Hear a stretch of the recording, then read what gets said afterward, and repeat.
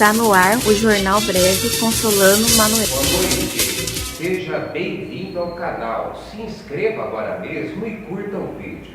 Hoje é terça, 3 de janeiro de 2017. Hoje no Jornal Breve você vai saber se faz bem você dormir sem roupa. Mas antes disso, vamos para os outros destaques desta terça.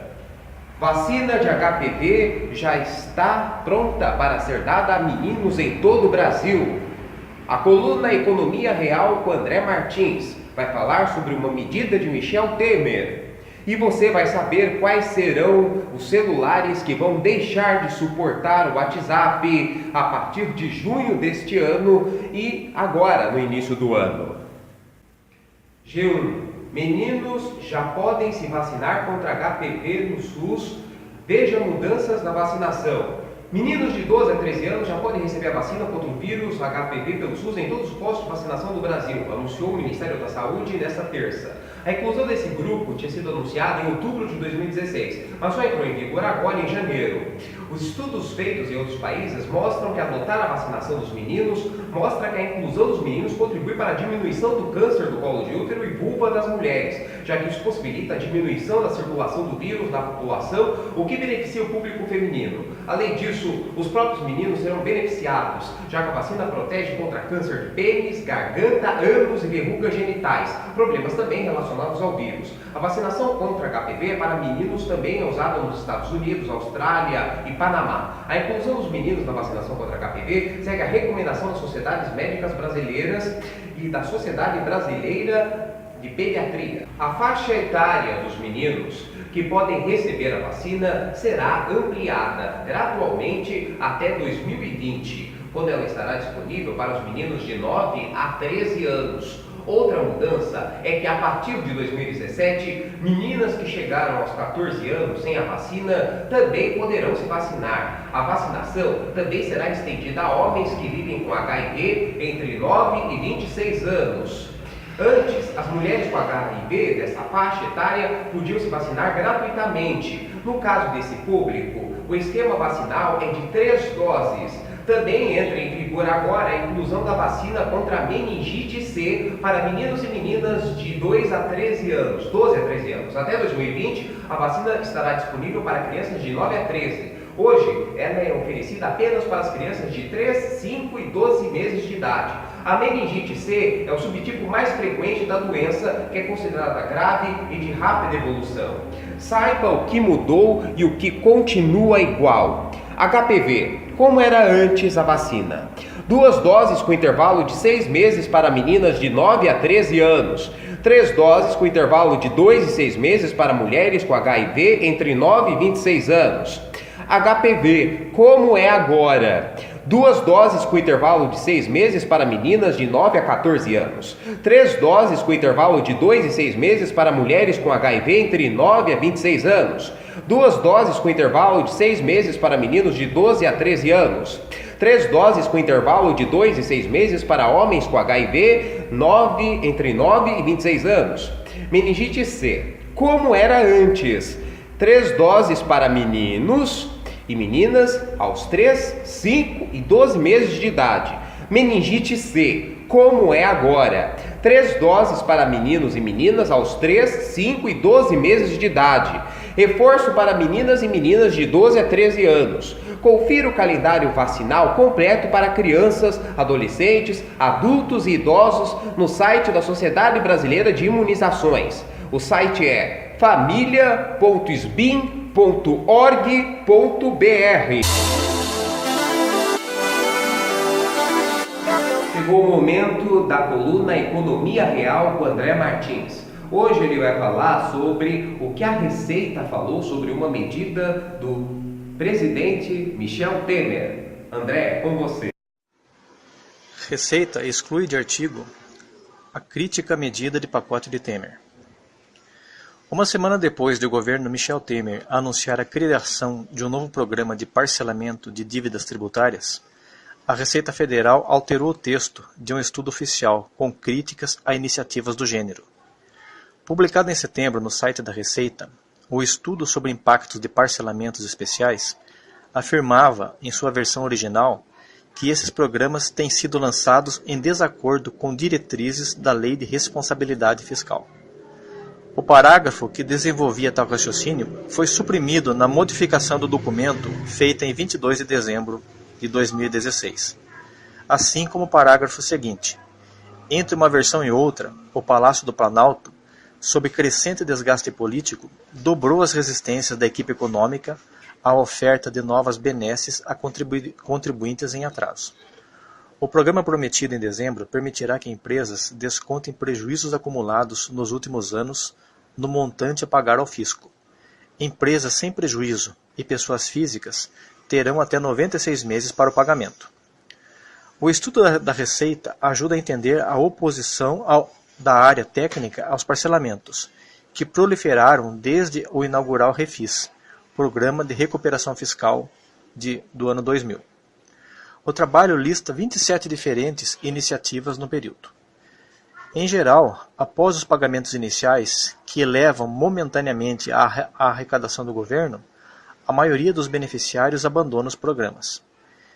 Esse comportamento pode ser explicado pelo grande aumento dos parcelamentos especiais nos últimos anos, que fez com que os contribuintes incorporassem uma cultura de não pagamento de dívidas, na expectativa de instituição iminente de um novo programa, diz o texto.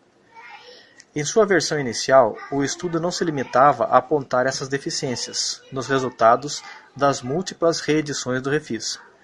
O documento também reforçava dúvidas jurídicas em torno das vantagens oferecidas, como redução de multas e juros. Essas reduções atropelam os requisitos previstos no artigo 14 da Lei Complementar 101, Lei de Responsabilidade Fiscal.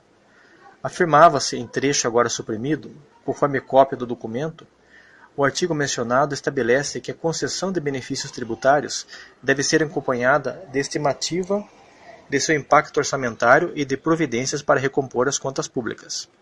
A tese de que os parcelamentos especiais devem ser enquadrados nessa norma é motivo de debate entre órgãos como o Tribunal de Contas da União, Controladoria Geral da União e Procuradoria Geral da Fazenda Nacional. Bom, traduzindo para vocês, significa o seguinte: o governo Michel Temer quer permitir que as pessoas e as empresas que estão devendo impostos, que eles possam parcelar a sua dívida. Parcelando sua dívida, eles terão novamente seu nome limpo e poderão participar de concorrências públicas, obter financiamentos BNDES e coisas do gênero.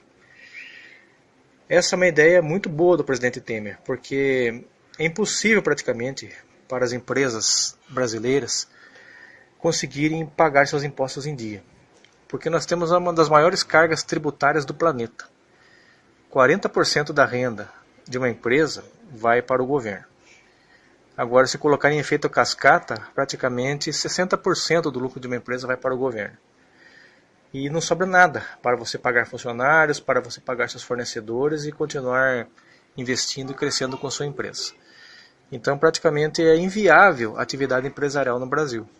E muitas empresas estão quebrando por causa disso. Se o governo não parcelar, não possibilitar que essas empresas parcelem suas dívidas com o governo, a atividade empresarial vai parar. E se o governo já não estava arrecadando nada, aí melhor ainda que não vai arrecadar nada praticamente. Muito menos chance de arrecadar terá.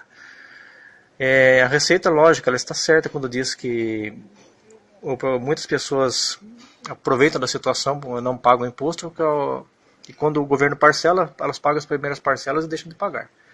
Realmente, mas eu acredito que não é porque a maioria não quer, é porque às vezes não consegue. Eles parcelam suas dívidas, começam a pagar certinho, de repente a economia dá outra quebra, por culpa do próprio governo, e as empresas deixam de faturar e acabam não conseguindo honrar com seus compromissos. É isso que acontece. E é preciso que o governo faça esse parcelamento, porque no Brasil ninguém consegue mais tocar sua vida financeira com essa carga tributária enorme.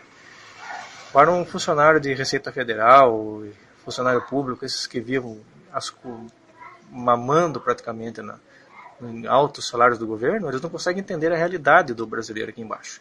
Como é sofrível essa carga tributária enorme. E agora, para variar, o problema do Brasil é que ficam discutindo novamente se deve ser feito, se não deve, porque a lei não permite. E esses estudos nunca são concluídos, porque o Brasil é muito bom para fazer mesa de conversação, mas para botar em prática aquilo que foi planejado é incompetentíssimo, incompetente. Então esse pessoal está aí, todo mundo, Tribunal de Contas, Controladoria Geral, Receita, estão tudo discutindo se é certo, se é contra a lei, se não é. Meu Deus do céu, o problema do Brasil é essa quantidade absurda de leis que existem. Diminuam essas leis, diminuam, corte 90% das leis que entravam no Brasil, e esse país vai prosperar muito mais. O progresso, a maioria dessas leis e esses impostos absurdos que entravam o progresso e desenvolvimento do Brasil. O problema não é leis demais, o problema é a falta de aplicação do que já existe. Então, eu acho que um presidente tem que ter poder para realmente decretar realmente, vai ser dessa maneira e pronto. E os outros poderes têm que aceitar e deixar quieto, e deixar a coisa funcionar, porque é para o bem do povo, interesse do país. Eu acho que quando é interesse do país, o resto tem que relevar, modificar e realmente aceitar, deixar que aconteça esse parcelamento. Porque senão esse parcelamento não sair, o Brasil realmente vai quebrar de vez. E o que vai gerar vai ser informalidade, ou seja, empresas clandestinas, pessoas trabalhando na clandestinidade, sem recolher impostos, sem contribuir para a Previdência, e muitas vezes até sem cumprir as normas técnicas de segurança, ambientais, de saúde e por diante. Porque já que está errado de um jeito, é mais errado ainda ficar de outra maneira. É isso que está acontecendo no Brasil.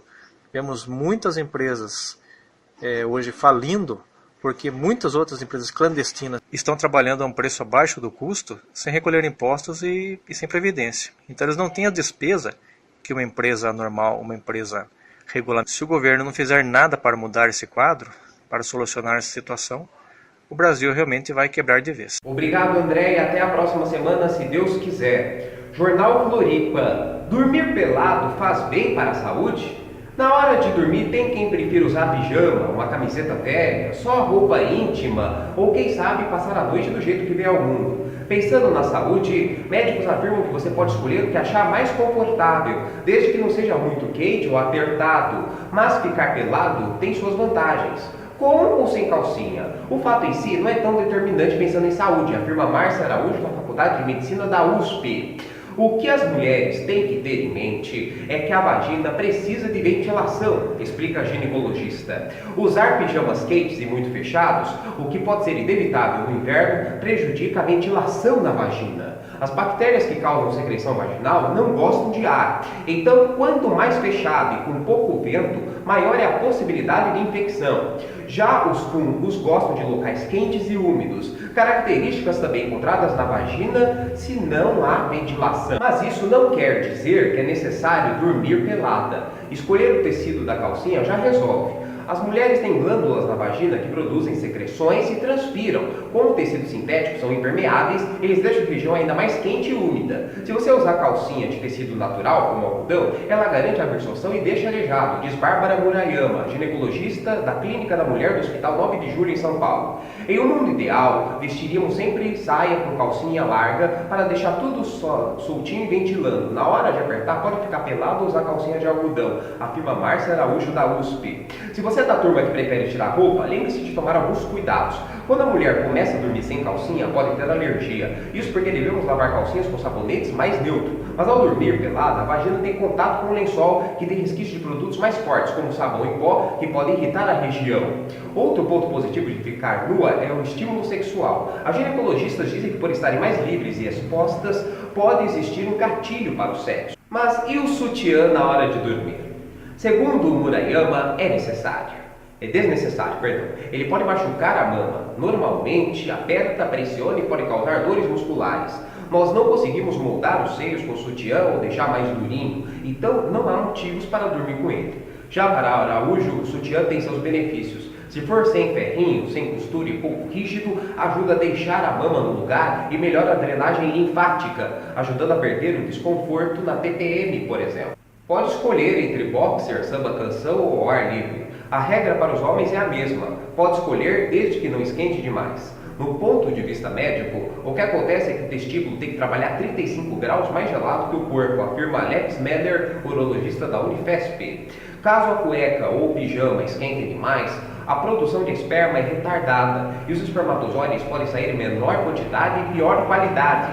O bebê não terá nenhum problema por isso, mas nada fica difícil engravidar. Caso não deixe a região pegando fogo, o de cueca está liberado. Além disso, é importante prestar atenção no tecido da peça. O algodão absorve melhor o suor, deixa arejado e dá menos alergia. E é preferível os tecidos sintéticos que esquentam, deixam úmido e pode dar irritações.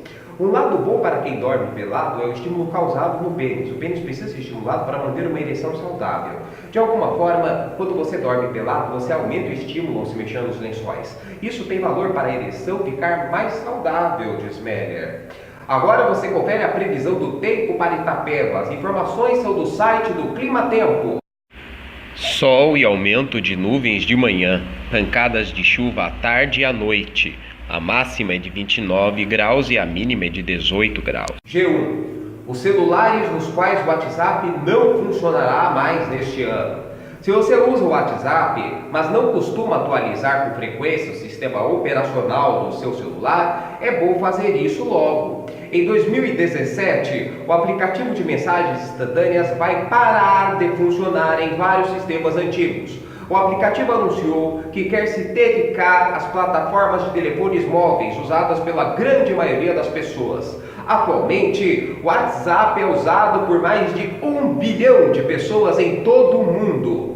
Com a chegada do novo ano, porém, deixou de ser compatível com as plataformas Android 2.1, Android 2.2, iPhone 3G e iOS 6 e o Windows Phone 7. Já os sistemas operacionais BlackBerry 10, Nokia S40 e Nokia Symbian S60 só vão continuar sendo compatíveis com o aplicativo até 30 de junho de 2017.